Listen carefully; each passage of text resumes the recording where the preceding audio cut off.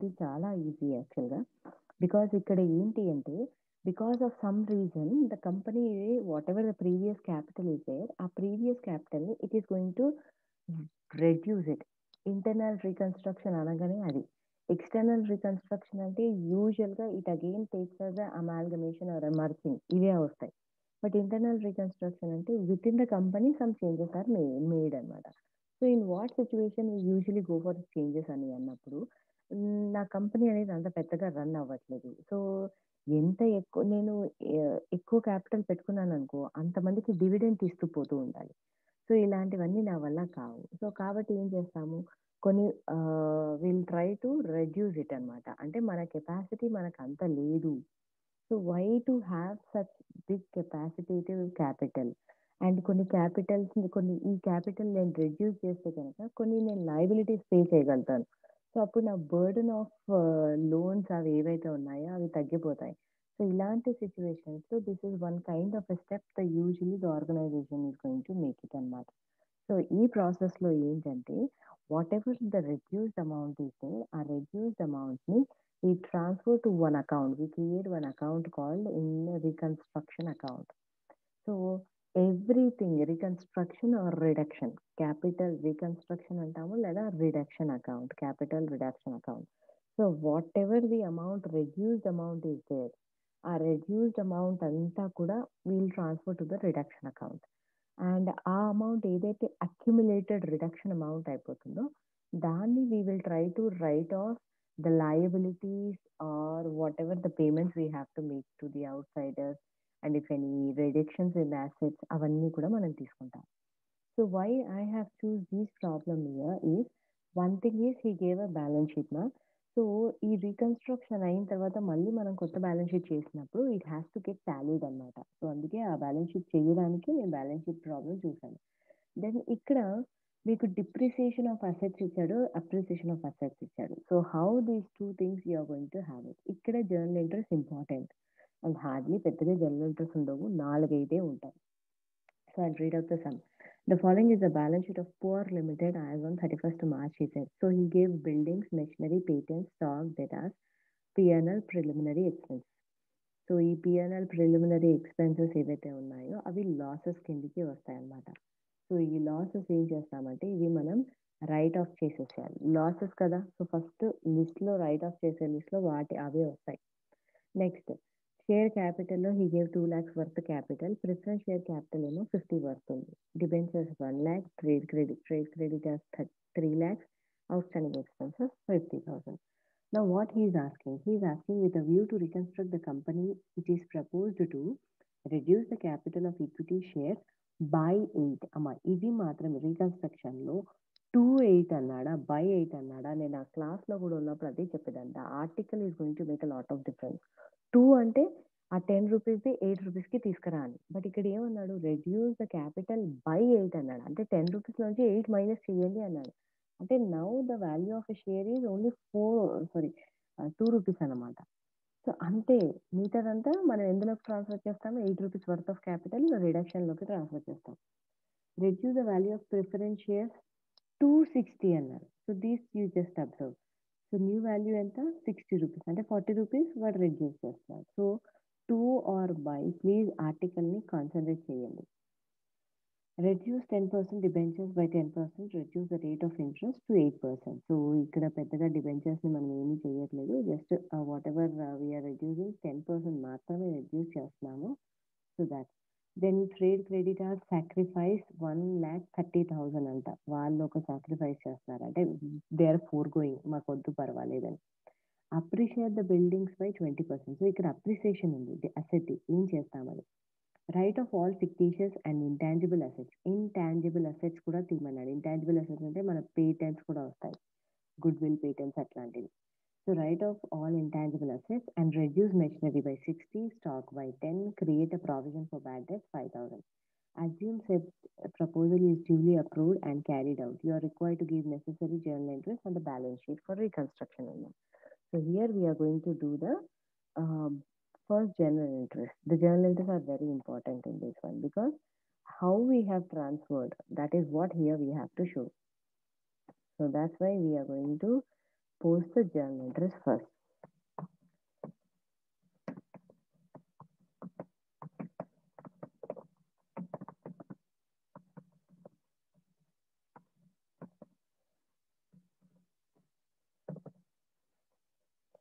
So first one ఏమన్నారు, first point will go with the point wise నాను. So first వాడు ఏమన్నాడు, equity షేర్స్ని రెడ్యూస్ చేస్తామంట. సో ఓల్డ్ ఈక్విటీ షేర్స్ మనం తీసేసుకుంటున్నట్టే కదా, we are taking off the old equity shares. So what we are taking, we are going to debit. So equity share capital old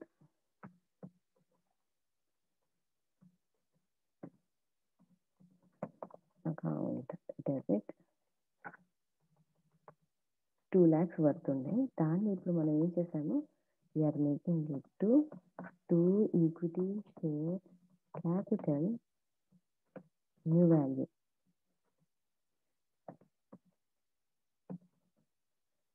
so ఇది ఎట్లా అంటే new value I right here 20,000 at the rate of 2 rupees. ఎంత అవుతుందా, 40,000 అవుతుంది. 2 2 is 4. అంటే మిగతా balance 1,60,000 ఏమన్నట్టు, transferring to the capital reduction account అని అర్థం. సో అది ఎంత ట్రాన్స్ఫర్ చేసేసాము, 20,000 at the rate of 8 చేస్తే 1,60,000 we have transferred. ఓకే, నా ఇది అయిపోయింది. నెక్స్ట్ ఏమన్నాడు, ప్రిఫరెన్స్ షేర్స్ కూడా వాటి రైట్ ఆఫ్ చేసేస్తున్నాను అన్నాడు కదా. So preference shares 12% preference share capital old ఎంత ఉండేది, 500 at the rate of 100 each ఉండే, అంటే ఇట్ వాస్ 50,000. బట్ ఇప్పుడు కొత్తది పర్సంటేజ్ ఏమీ మార్చలేదు, వాడు పర్సంటేజ్ అదే పెట్టాడు. సో కాబట్టి 12% ప్రిఫరెన్స్ షేర్ క్యాపిటల్. ఇంటర్నల్ రికన్స్ట్రక్షన్లో నుంచి 2 వచ్చేసాయి అనుకోండి, ఆరామ్సే చేసేసేయండి, బికాజ్ అది చాలా ఈజీ. బికాజ్ ఇవే జనరేటర్స్ వాడు తిప్పి తిప్పి తిప్పి తిప్పి ఇదే ఇస్తాడు, అంతకుమించి ఏమీ ఇవ్వడు. సో హియర్ ఇందులో ఇంకా మహా అంటే 4 జనరేటర్స్ 5 జనరేటర్స్ తప్ప ఇంకేం ఉండవు.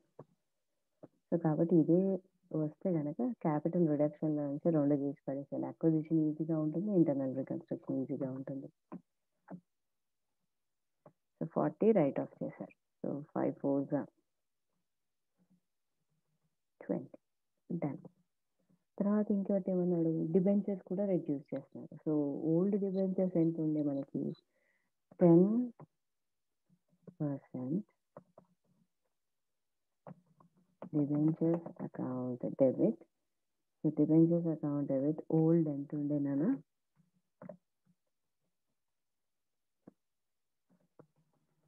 1 lakh ఉండే. సో దీన్ని ఎంత రెడ్యూస్ చేస్తున్నాను, రెడ్యూస్ చేయడం బై 10% అన్నారు. అండ్ కొత్త దానికి 8% ఇచ్చినారు. So 8% debentures. 10% అంటే 1 lakh మీద 10% మనకి 10,000 వస్తుంది. సో 90,080. సో ఈ బ్యాలెన్స్ ఏదైతే ఉందో will transfer to capital reduction.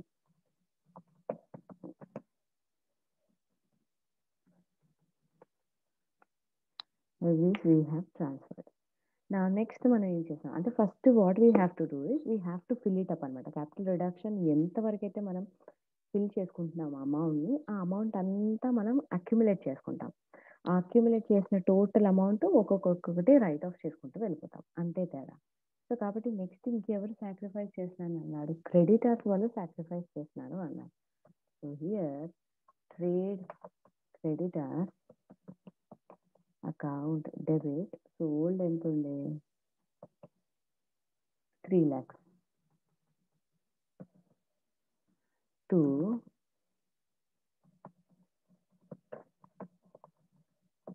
creditors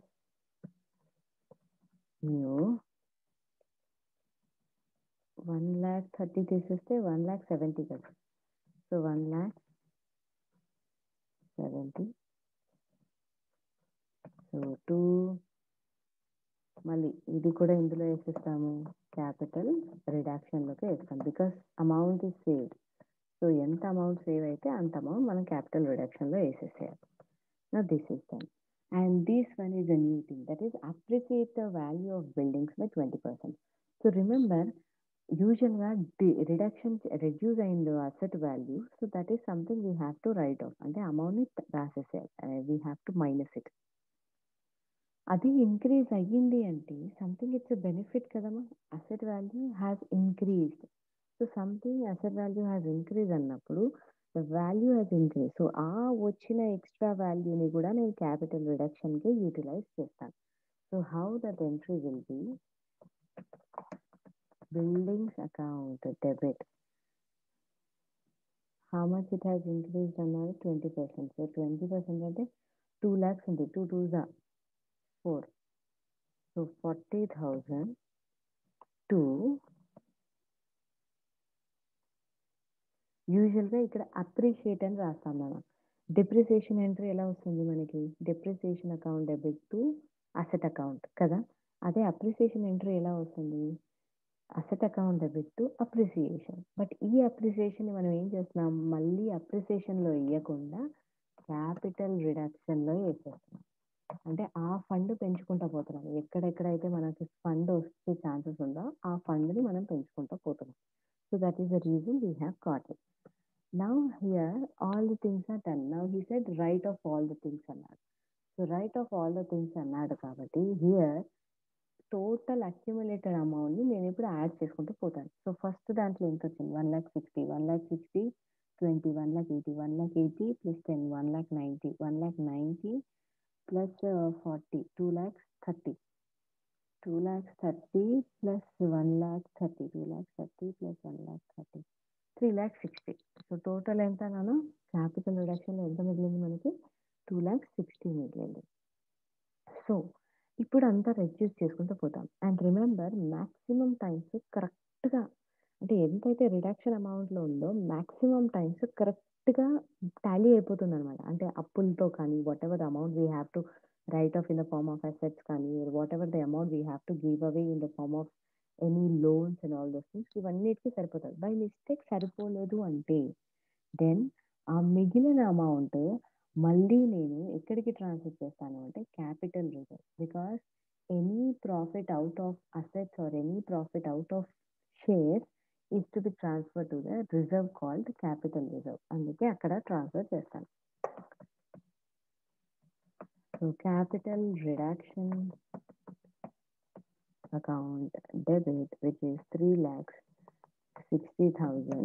నా ఇక్కడ వాడు ఏమేమి అడిగాడు, first he said all the fictitious assets, intangible assets and reduced machinery, stock, 10 bad debts అని అన్నాడు. సో ఇవన్నీ ఓకే, ఇది వాడు చెప్పాడు. మెషినరీ, స్టాక్, బ్యాడ్ డెట్స్ ఇవి 3 మనకు తెలిసినవి. నా ఫిక్టీషియస్ అసెట్స్, ఇంటాంజిబుల్ అసెట్స్ ఏందో మనం బ్యాలెన్స్ షీట్లో చూడాలి నాన్న. సో మీరు లయబిలిటీ సైడ్ చూసుకుంటే ఎలాంటివి లేవు ఫిక్టీషియస్ కానీ this one what we call intangible.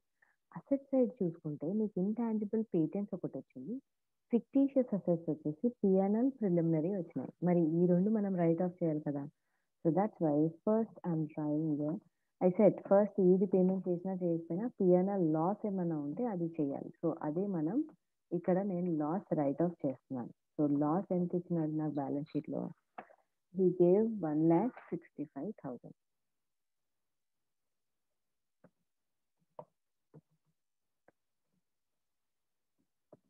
Then preliminary.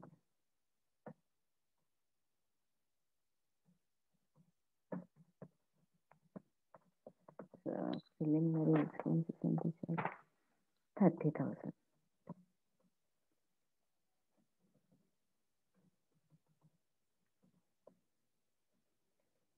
Preliminary expenses ఇచ్చిన తర్వాత పేటెంట్స్.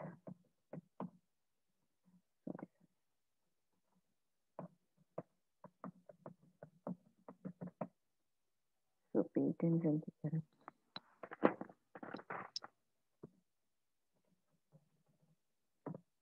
పేటెంట్స్ అయిన తర్వాత ఇప్పుడు వాడు చెప్పిన రిడక్షన్స్ మనం చేసుకుంటూ పోతాం. సో ఫస్ట్ మెషినరీ అన్నాను.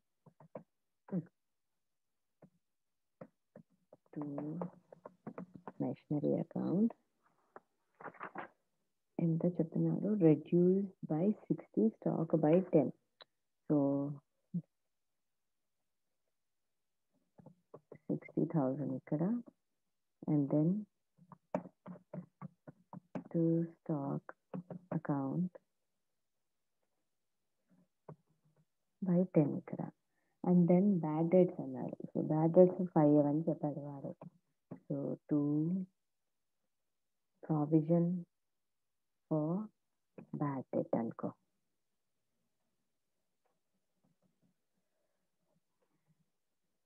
That's it. ఒక్కసారి టాలీ చేసి చూసుకుంటే క్యాలరీస్ ఉన్నాయా? టాలీ చేసుకుంటే 1,65,000 plus 70 plus 60 plus 15,000.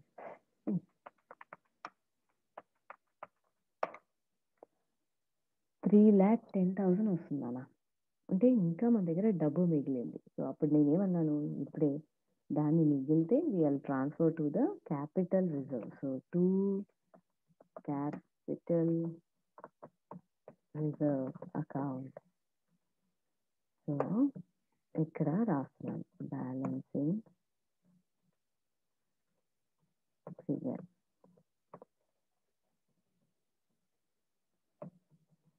50,000. So this is it. అంతే, ఇంకేమి లేదు. చాలా ఈజీ. సో ఇవే ఎంట్రీస్ ఉంటాయి, ఇవే ఎంట్రీస్. సో ఇది రెఫర్ చేసుకొని ఇంటర్నల్ రికన్స్ట్రక్షన్కి ఇదే రెఫర్ చేసుకోండి అంతే. ఎందుకంటే ఇందులో నేను అసెట్కి సంబంధించింది అన్నీ ఇచ్చినాను కాబట్టి, అసెట్ అప్రిసియేట్ అయినప్పుడు, అసెట్ డిప్రిసియేట్ అయినప్పుడు. సో డిప్రిసియేట్ అయినప్పుడు రైట్ ఆఫ్ చేస్తాం, అప్రిసియేట్ అయినప్పుడు మనం దాన్ని will show it as this one, what we call. Ma'am capital reduction 3,50,000 ఎట్లా మ్యామ్? 3,50,000 అవుతుంది కదా. 50 వస్తుందా? 60 వస్తుందానా?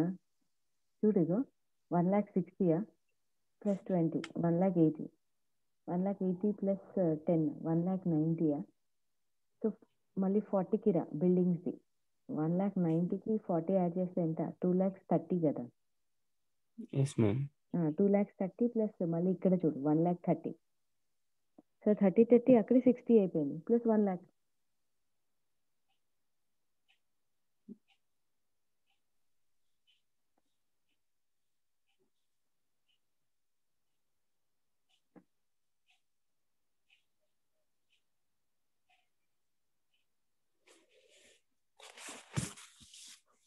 వచ్చిందా?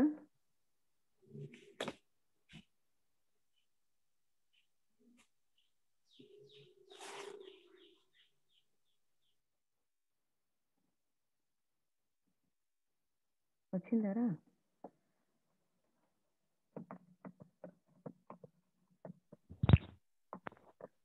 మన కాలేజీలో చేసినానికి ప్రాఫిట్ అండ్ లాస్ ఎంట్రీనే లేదు మేడం.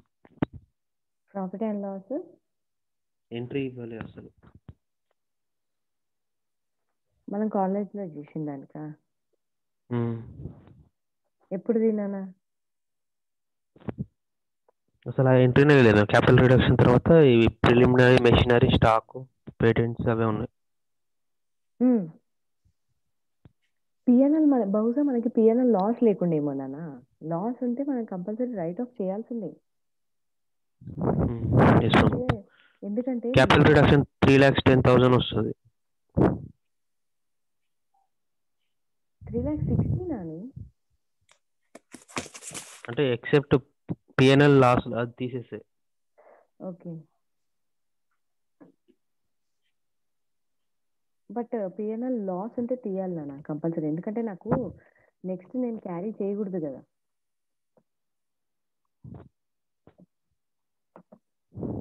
మనకు బ్యాలెన్స్ షీట్లో ఇక్కడ ఇవ్వలేగా మేడం పిఎన్ఎల్ లాస్. ఓకే 1,65,000. ఇచ్చినాడు కదా, అసెట్ సైడ్ ఇచ్చినాడు చూడు. అసెట్ సైడ్ ఇచ్చినాడు. లయబిలిటీ సైడ్ ఇస్తే నేను పట్టించుకుంటాను. లయబిలిటీ సైడ్ ఇస్తే నాకు అవసరం లేదు, బికాజ్ అది నా ప్రాఫిట్. ప్రాఫిట్ నేను ఎందుకు రైట్ ఆఫ్ చేస్తాను? Ever I write off my profit. But I'm worried about what loss నేను నాకు రాకూడదు. సో లాస్ రాకూడదు అంటే ఏం చేయాలి? సో అది తీసి పడేసినాం అనుకో, అప్పుడు నెక్స్ట్ ఏదైతే నేను బిజినెస్ కంటిన్యూ చేస్తున్నానో at least I can run out peacefully కదా. అందుకే మనం అలా చేస్తాం. ఓకే, ఇప్పుడు కొత్త షేర్ క్యాపిటల్ ఎంత అది రాసుకుంటాం. సో షేర్ క్యాపిటల్లో ఫస్ట్ ఈక్విటీ షేర్ క్యాపిటల్ ఎంతమా 20,000 shares at the rate of 20, అంతేనా? 20,000 shares at the rate of 2 అంతే. So that will be how much? 40,000 ఇక్కడ. Then preference shares 12% preference share capital. So ఇది ఎంత? 500 at the rate of 60 అంటే 30,000. 5 6 are 30. Then ఇంకేముంది liability side? Reserve next రాయాల్సింది reserve కదా. So capital reserve మనకి ఎంత వచ్చింది? 50,000 వచ్చింది ఇందాక. అది మన కొత్త రిజర్వ్. Next 8% debentures. కొత్త డిబెంచర్స్ ఎంత? 8% డిబెంచర్స్. సో డిబెంచర్స్ కొత్తది ఎంత? 90,000. Someone just keep on totaling it. 90,000. Then trade creditors కొత్త వాల్యూ ఎంత? క్రెడిటర్స్ అని రాస్తాను అంతే. 1,30,000 వాడు సాక్రిఫైస్ చేసినాడు అంటే 1,70,000 ఈజ్ వాల్యూ. సారీ 1 more 0 కదా. Next out standing expenses.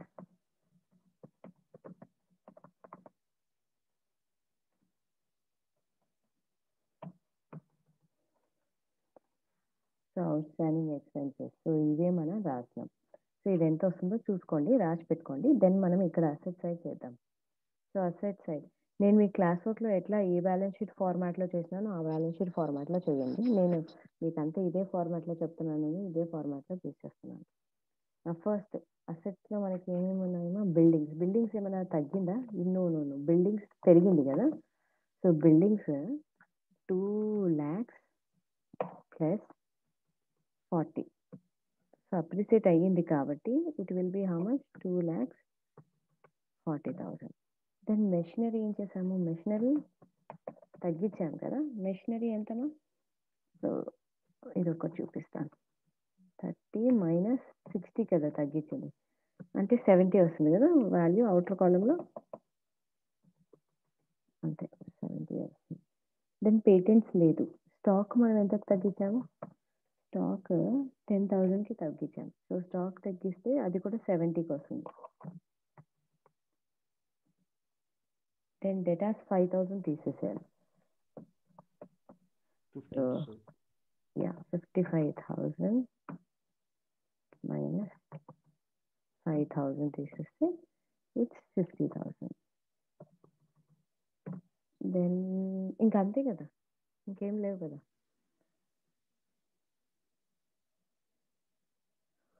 చూడండి టోటల్ ఎంత వచ్చింది?